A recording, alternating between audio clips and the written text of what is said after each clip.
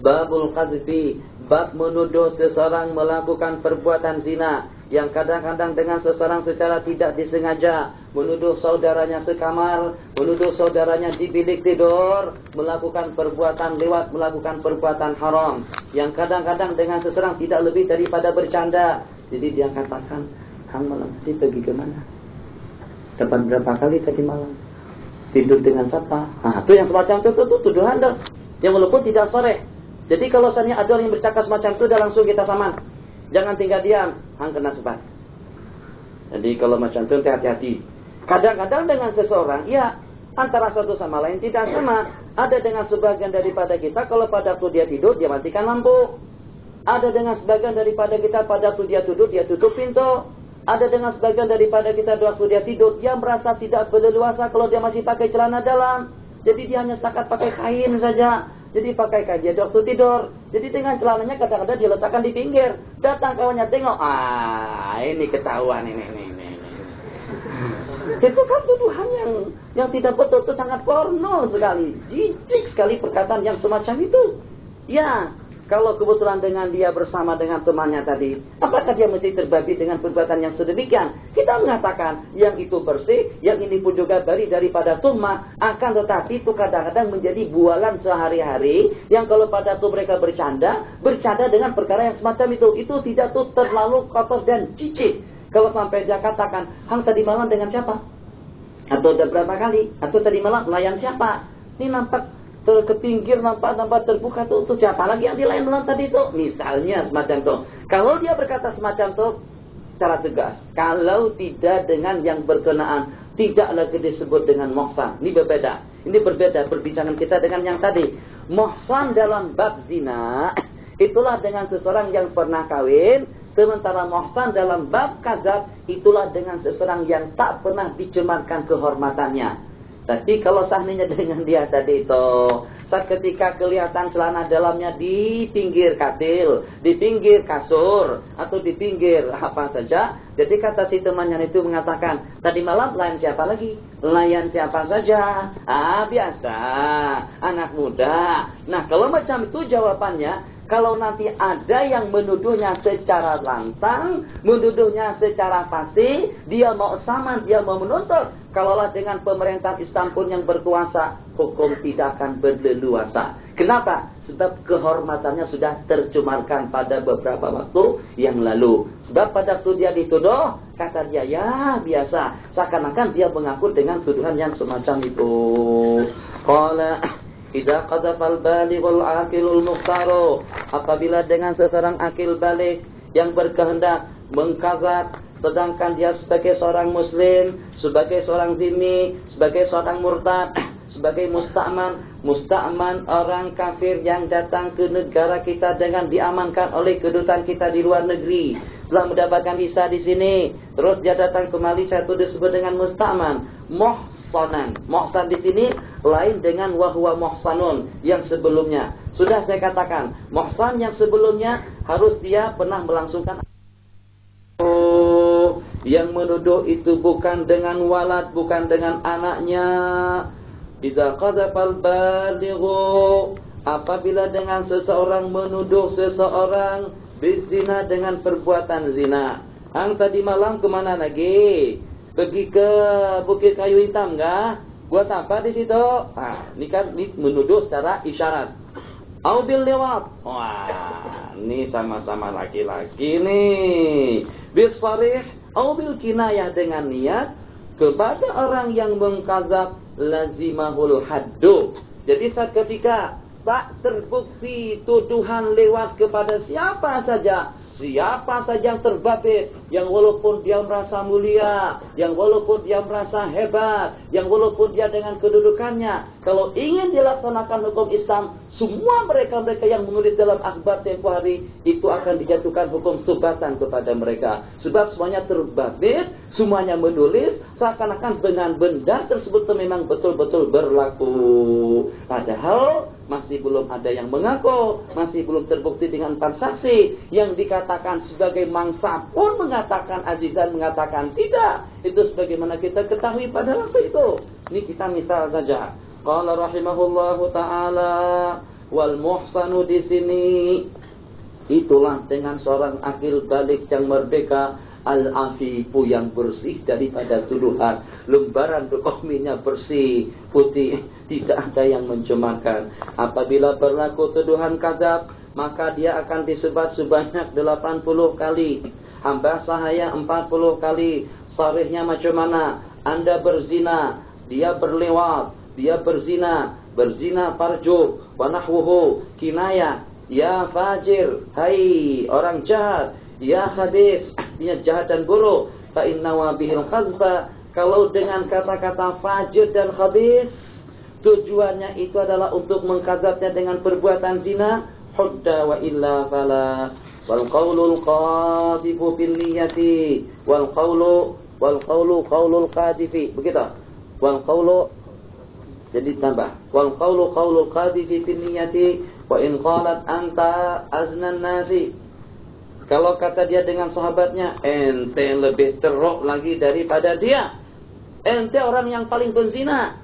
Maknanya dia pun juga penzina juga. Dia pun juga penzina juga. Tapi ente azna dengan isi mubalaghah. Oh, katanya hang ini. Situ lebih lagi. Jadi situ lebih lagi. Maknanya dia menuduh si yang berkenan tadi itu dengan perbuatan zina. Dalam waktu yang sama dia juga mengaku. Au azna min fulan. Itu berarti kinayah. Au fulanun zanin wa anta asna minhu, hukumnya sharih. Wa in qadhafa jama'atan yamtani ayyakuna kulluhum zunatan ka qawlihi. Kalau seandainya dia menuduh semua ahli perkampungan sedangkan dengan jumlahnya tidak terhitung. Katanya semua penduduk Luxor, semua penduduk Libanon, semua penduduk daripada Bali itu pelacur atau terlibat dengan perbuatan zina. Apakah nanti dengan mereka masing-masing, dengan sejumlah bilangan mereka di situ punya hak untuk menyamar laki-laki yang berkenaan? Kalau seadanya itu mustahil, uzira, dia akan ditakzir. Wa illam yamtani faqaulihim banu fulanin, seperti dia katakan daerah itu atau permukiman itu atau kampung itu zina, semuanya pernah terlibat dengan zina. Tuduhan yang semacam itu, sejumlah 300 penduduk yang dituduhnya, sejumlah 300 kali 80 sebatan yang akan dijatuhkan ke atas batang tubuhnya. Kalau berlaku yang semacam itu, insyaAllah aman. Inna dima'akum, hari ini tadi nanti kita katakan, inna dima'akum wa amwalakum wa a'radakum, sesungguhnya dengan darah-darah kalian, harta kekayaan kalian, kehormatan daripada kalian, haramun alaikum, diharamkan ke atas kamu, kahormati yaumikum hada fi baladikum hada fi syahrikum hada. Ala hal ballagtu, apakah aku sudah menyampaikan? Tidak akan tenteram kita, tidak akan tenang kita, tidak akan selesa kita, tidak akan ada yang namanya istiqrar, al-itmi'nan, at-tuma'nina, ar-raha, al-hibdu wal-itmi'nan. Tidak akan wujud dalam semua masyarakat yang kalau saat ketika dengan kita tidak mengamankan 3 perkara yang kita sebutkan tadi. Dengan jiwa raga yang pertama, dengan harta yang kedua, dengan kehormatan yang ketiga. Wa in qadhafahu hudda walau qadhafahu bizanyataini, kalau dia tuduh dengan 2 kali berzina, hukumannya hanya 1 kali. Wa in qadhafahu fahudda, kalau kebetulan dia kadzab kemudian dia kadzab kembali, sedangkan dia sudah menerima hukuman pada kali yang pertama dengan zina yang sama, dia akan ditakzir. Walau qadhafa muhsanan, jadi masalahnya macam mana? Jadi kalau dia katakan kadzabnya tadi itu 3 kali, ente berzina, di petang hari dituduh semacam itu lagi, dituduh semacam itu lagi, karena dia dengan tuduhan yang sama, hukumannya hanya setakat 1 kali saja. Tapi kalau ternyata setelah dia tuduh tanpa ada bukti, dia pun juga disebat sebanyak 80 kali, selepas itu dia tuduh kembali dengan tuduhan yang sama, hukum yang selanjutnya tidak lebih daripada hukum takzir.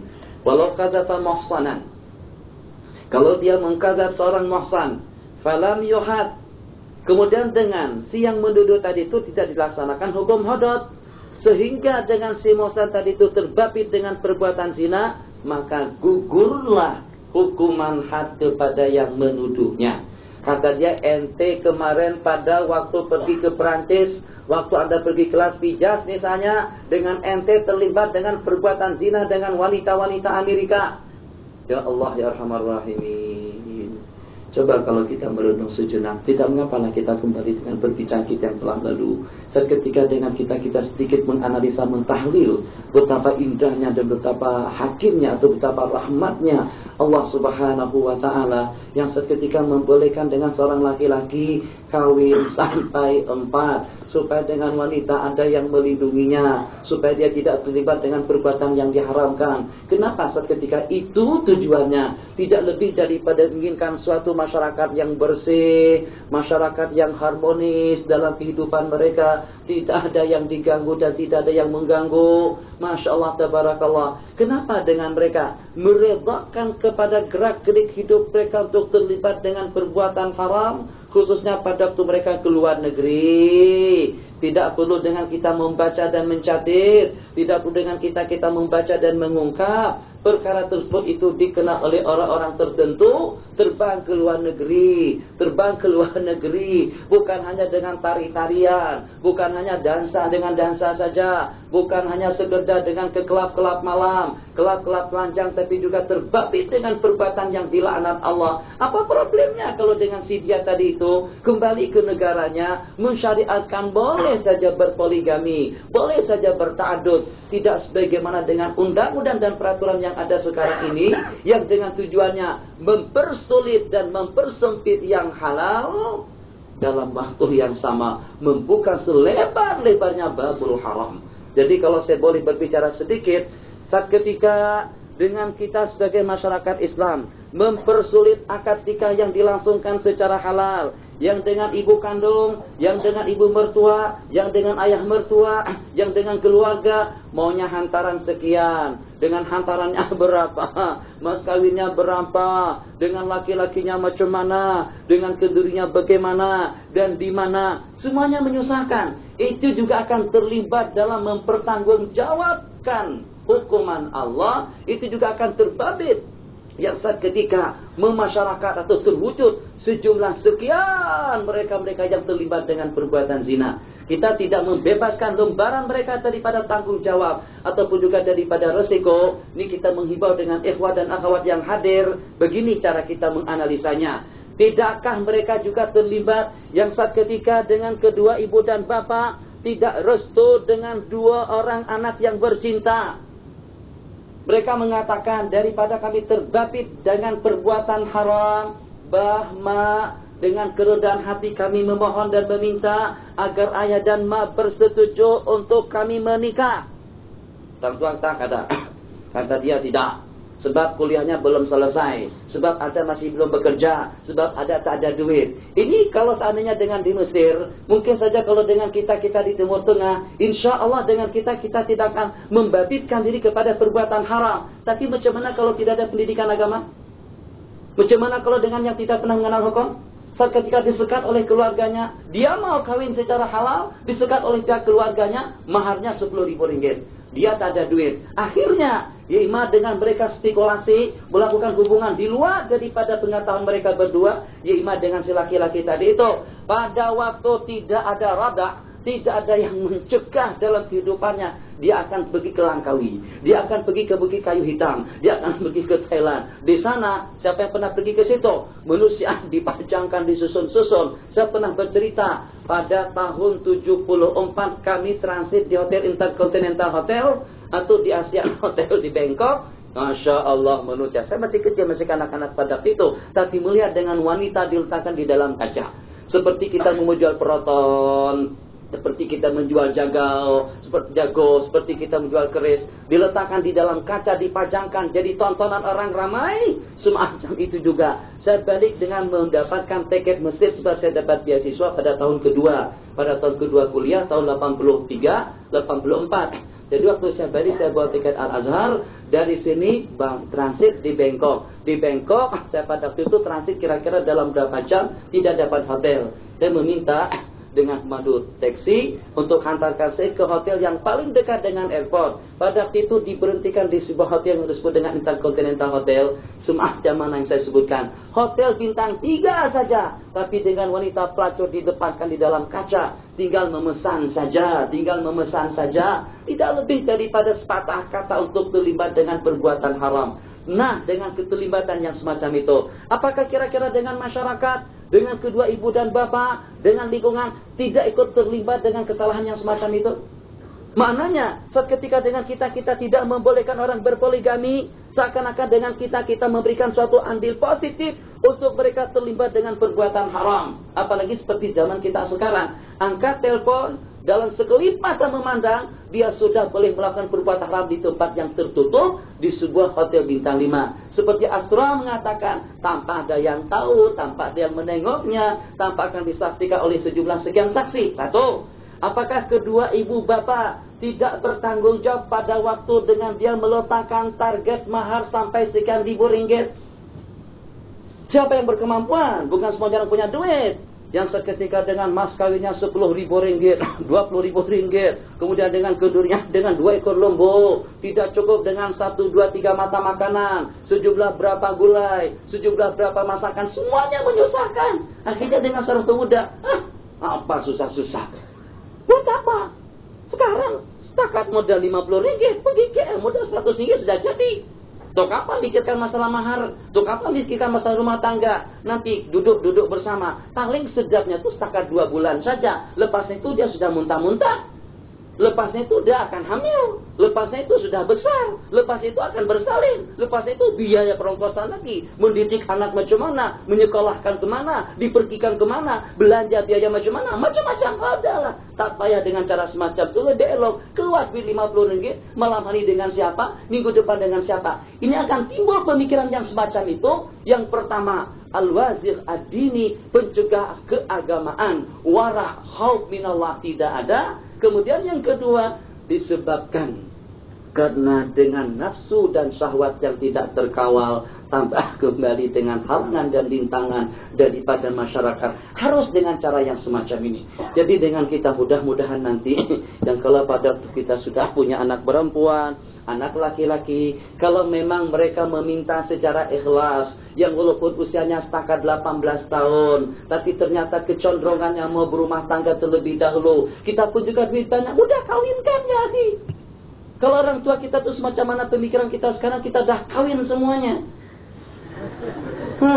Tapi orang tua kita dengan pertimbangan-pertimbangan itu dan ini, yang dipertimbangkan pengolo, yang dipertimbangkan tuan iman, yang dipertimbangkan masyarakat, yang dipertimbangkan lingkungan. Akhirnya, itulah dengan kesulitan yang ada sekarang ini. Jadi yang mempersulit masalah itu adalah kita sendiri. Hukum memberikan kemudahan. Masya Allah, tabarakallah. Yang berkemampuan, mahalnya banyak. Yang berkemampuan, mahalnya dipersilahkan. Yang tidak, ada penyelesaiannya, ada jalan keluarnya. Begitu juga dengan akhwat. Begitu juga dengan akhwat kita tidak ketinggalan.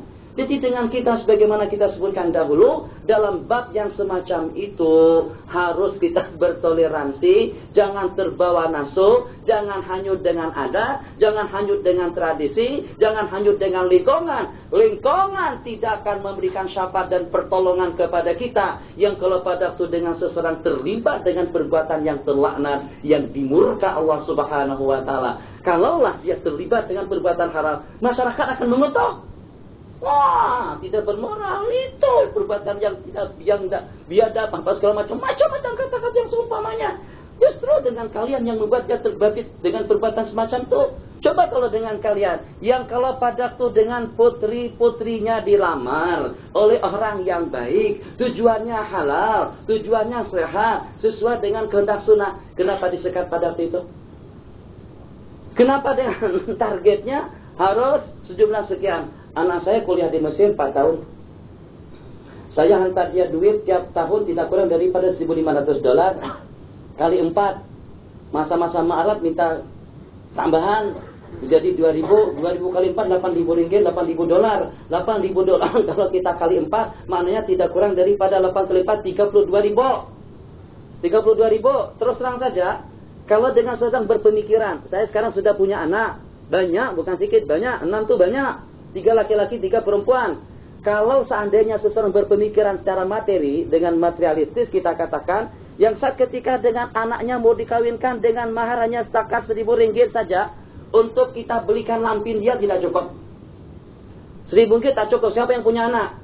Tiap bulan mungkin menghabiskan lampin, apa saja namanya, itu tidak kurang daripada 60 atau 90. Kalau satu hari 2 saja lampin yang digunakannya, katakan saja kalau untuk 60 itu harganya tak kurang daripada 40 ringgit. 40 ringgit untuk 1 bulan.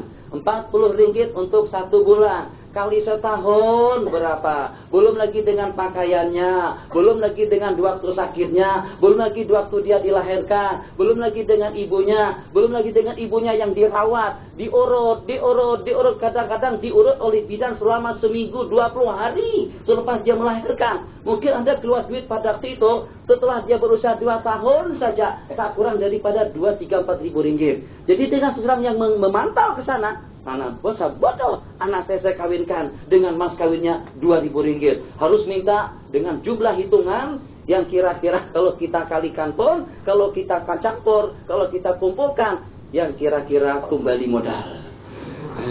Itu ceritanya. Jadi ada dengan orang tua kita yang berpemikiran semacam itu, akhirnya dia tidak mau anaknya dikawinkan dengan mas kawin seperti 1.000 ringgit atau dengan jumlah bilangan yang seumpamanya. Tapi tetap dengan kita membebankan dan memperkatakan kalian semuanya bertanggung jawab atas terwujudnya perbuatan zina, pelacuran dan lewat. Begitu juga dengan lesbian di masyarakat, sebab gara-gara kena dengan peraturan-peraturan yang ketat tadi itu, yang menyebabkan dengan sebagian daripada pemuda-pemudi kita, masyarakat Islam kita secara umumnya terbabit dengan perbuatan yang haram. Coba kalau dibolehkan dia kawin tanpa harus ada persyaratan-persyaratan yang disyaratkan, dia akan melangsungkan hubungan tersebut secara halal. Rasanya banyak orang yang mau melakukan perbuatan tersebut secara halal dan mau dengan agama kalau memang dengan suasana dan keadaan mendukung dan memungkinkan. Tapi saat ketika dengan peraturan, istri harus sign dulu, harus mendapatkan persetujuan daripada istri yang pertama. Kira-kira dari 1.000 itu berapa ramai yang mau memberikan persetujuan suami kawin kembali? Tanya saja akhwat, buat statistik dengan akhwat. Senangkah, maukah Anda dipoligami? Maukah kamu dimadukan? Jawabannya tidak. Maukah? Tidak. Maukah? Tidak. Maukah? Tidak. Paling yang ada separuh saja, separuh bukan satu, separuh satu, nus. Bukan 100% tidak. Satu orang, tapi itu pun separuh hati saja yang diizinkan. Kalau Anda ingin tahu, tak payahlah saya ceritakan. Saya dapat SMS baru. Bapak yang cerita nanti ya, Bapak ya. SMS baru dari Tanah Air. Jadi ceritanya macam nih, tak apalah. Kesian juga dengan ikhwan dan akhwat kalau tak tahu cerita. Jadi saya sudah ceritalah dengan Aidil. Jadi saya kata pada malam hari apa? Semalam tuh waktu kita mengangsur nikah saya SMS ke Indonesia. Jadi saya kata pada malam tadi itu ada 2 orang daripada sahabat-sahabat kita yang saya nikahkan. Satu daripada Kedah dan 1 orang lagi daripada Pahang. Jadi pada itu saya tambahkan sedikit, 1 daripada Kedah dan 1 daripada Pahang. Kemudian saya cakap dengan bahasa Banjar, entahlah yang mengawinkan itu apabila jua akan kawin. Saya katakan semacam itu dengan istri saya di sana. Jadi dengan balasannya, bah betulkah mau kawin? Bila? Mau sekarang atau nanti selepas bangun pesantren? Oh, macam itu balasannya. Oh, Masya Allah, cepat sungguh. Biasa ada lagi saya simpan. Saya tidak mau padamkan yang itu. Udah bagikan leluasa. Bah, bila mau sekarang kan atau selepas bangun pesantren. Maksudnya bangun pondok yang di Bogor. Jadi saya kata ya, kalau hasrat hati itu memang mau cepat di balasan yang beri. Oh, tak boleh Ustaz, cukuplah setakat itu. Nanti alat berantakan kalau diceritakan semuanya. Jadi jawaban yang berikutnya itu sedikit saja ingin saya beritahukan. Katanya bah, dia sebut saya Abi, memang sejak dulu dah saya restu untuk Abi berpoligami, tapi saya takut. Nah, itu kata saya takut. Jadi yang ingin saya sampaikan, istilah saya takut tadi itu saja. Takut kalau nanti dengan Abi atau dengan kita tidak adil. Itu saja yang kita khawatirkan. Itu saja yang dikhawatirkan. Jadi yang restu pun masih separuh restu lagi. Yang restu pun masih separuh restu lagi. Dengan jumlah yang terbanyak justru tidak mau. Itu yang ada dan itu yang berlaku. Qala faslun. Cukup nanti habis kita. Besok hari raya. Nah, seperti biasa tadi malam saya katakan sampai pukul 9 karena kita mau mengkhatamkan kalau tak terkhatamkan pun malam hari ini, tinggal satu majelis saja lagi kita dengan kitab ini.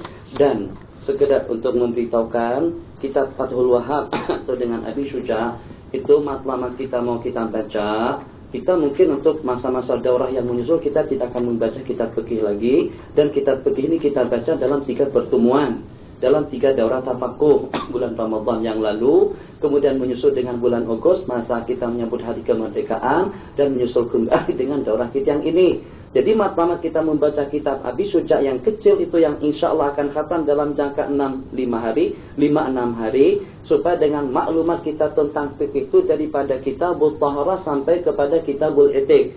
Sementara yang ikut daurah pada tahun ini saja, atau pada beberapa minggu ini saja, tentunya dia hanya setakat tahu daripada kitab unikan sampai akhir. Kita ingin lengkapkan maklumat kita daripada kitabul taharah secara ringkas baik ke penghujung kitab. Jadi pada masa-masa yang menyusul, kita tidak lagi membaca kitab fikih, yang akan kita baca mungkin dengan bentuk diskusi, atau dengan sejarah, dengan sirah, dengan khususiat, atau dengan kitab tasawuf. Sebab kita rasa kalau kita menguasai 2 buah kitab, yang pertama dengan matan Abi Syuja, syarahnya banyak, syarah Ibnu Al-Qasim, syarah dengan Al-Iqna, syarahnya dengan Hasyiah Bujairimi, begitu juga dengan kitab-kitab lainnya dengan Kifayatul Akhyar, tambah dengan kitab Ibnu Nakib dengan syarahnya Anwarul Masalik, atau dengan Faidul Ilah Malik lebih besar lagi. Itu insyaallah malakatul fiqhiyah, kalaulah tidak secara 100% pun akan ada dalam kehidupan kita. Bismillahirrahmanirrahim.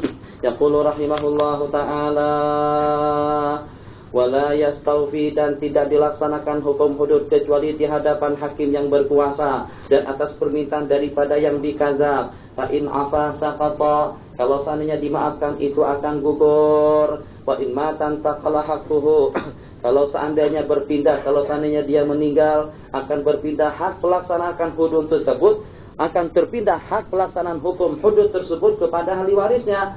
Walau qala li rajulin iqdibni faqadzafahu lam yuhad, kalau dengan seorang laki-laki mengatakan tuduh saya, dia minta dituduh, akhirnya dia tuduh hal penzina, apakah kira-kira dengan yang menuduhnya tadi itu akan dikenakan hukum had? Lam yuhad. Walau qadzafa abdan sabata lahu ta'zir.